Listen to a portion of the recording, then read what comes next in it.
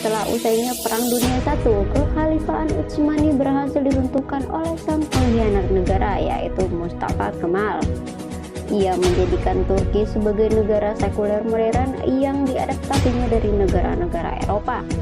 Sejak saat itu, Turki dipimpin oleh sang diktator anti-Islam selama lebih dari 1 dekade, tepatnya tahun 1923 hingga 1938. Siapa itu Mustafa Kemal? Gazi Mustafa Kemal Pasha Atatürk adalah presiden pertama Turki sejak runtuhnya kekhalifahan Utsmaniyah atau yang biasa kita kenal dengan Ottoman. Ia mendapatkan gelar Gazi setelah berhasil menjadi pahlawan saat perang Turki melawan Yunani. Sedikit informasi bahwa yang seharusnya menjadi pahlawan bukanlah Kemal, namun ia mengklaim bahwa dirinya pahlawannya. Bernama asli Mustafa, guru matematikanya memberikan nama Kemal atau ahli matematika karena kepintarannya di bidang matematika. Pasha adalah gelar jenderal dalam pemerintahan Turki Utsmani, sedangkan Atatürk disematkan oleh dirinya sendiri yang berarti pendiri atau bapak bangsa Turki. Dalam masa kepemimpinannya, ia melarang segala hal yang berbau Islam. Ia bahkan mengganti azan dalam bahasa Turki, menghalalkan minuman keras, melepaskan hijab bagi wanita muslim, penyetaraan gender, merubah Masjid Hagia Sophia menjadi museum, dan Masjid Al-Fatih dijadikan gudang, mewajibkan semua pria menggunakan topi, mengganti tahun Hijriah menjadi Masehi, mengganti huruf Arab menjadi huruf Latin, penghapusan pendidikan agama Islam, mengubah hukum syariat Islam menjadi hukum sipil, seperti penyetaraan hak waris laki-laki dan perempuan, dan masih banyak lagi.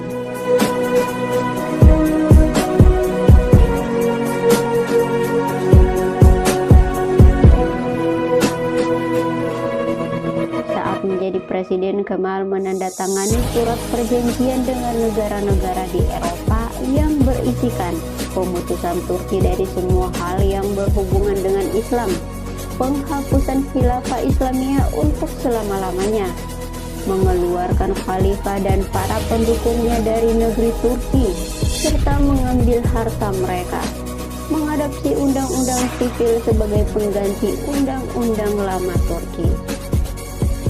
Lahir 19 Mei 1881 di Tesalonika, Yunani. Nama ibunya Jubeide Hanim dan ayah tirinya Ali Rida Effendi.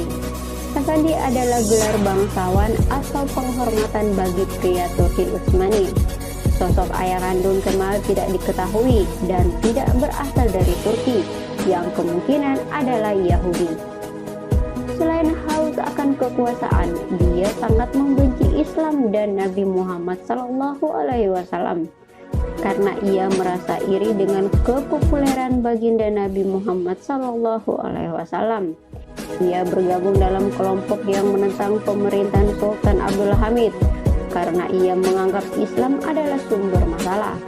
Ia bahkan pernah menghancurkan sebuah masjid hanya karena menggunakan bahasa Arab saat mengumandangkan azan, dan menggantung semua pria yang tak menggunakan topi di lapangan terbuka. Ia menganggap bahwa dirinya adalah Tuhan. Ya, inilah Fir'aun kedua.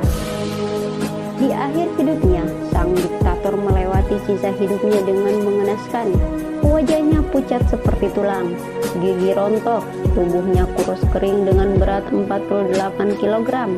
Ia menderita penyakit sirosis atau kerusakan hati, terkena penyakit kelamin, ingatannya melemah, darah terus mengalir dari hidungnya, kakinya membengkak, dan perutnya membesar dikarenakan kecanduan alkohol.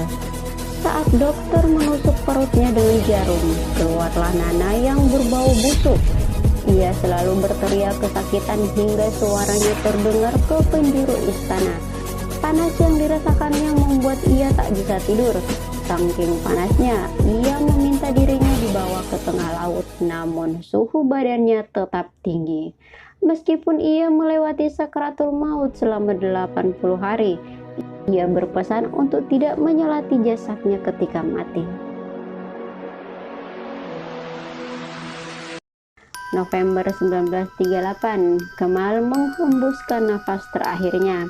Namun azab belum sampai di situ. 9 hari setelah meninggalnya Kemal, barulah para pemuka agama mau menyelatinya atas desakan saudari perempuan Kemal. Saat akan dimasukkan ke dalam kubur, tiba-tiba tubuh Kemal terlempar ke atas. Beberapa kali dimasukkan ke kuburan, hal serupa terus terjadi.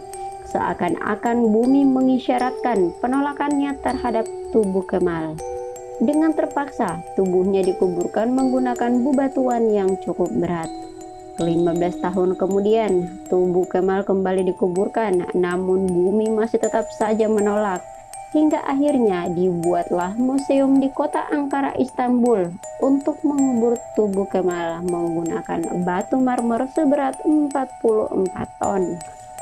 Hingga saat ini, bau busuk masih terus tercium di area pemakamannya. Sebagian rakyat Turki menganggap itu adalah azab bagi penghancur Islam. Namun sebagian lagi, lebih tepatnya pendukung Kemal yang menganut paham sekuler, masih tetap menganggapnya sebagai pahlawan dan bapak bangsa Turki.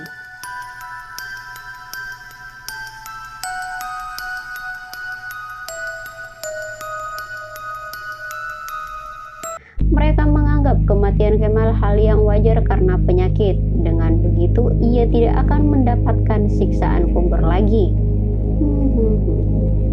Mungkin Sobat Movie bisa membedakan ya, yang mana penyakit dan yang mana azab.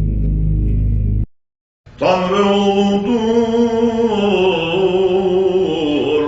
Tanrı uludur,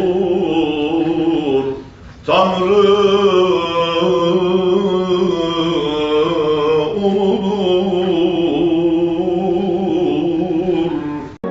Oke, semoga infonya bermanfaat. Sampai jumpa lagi di video berikutnya.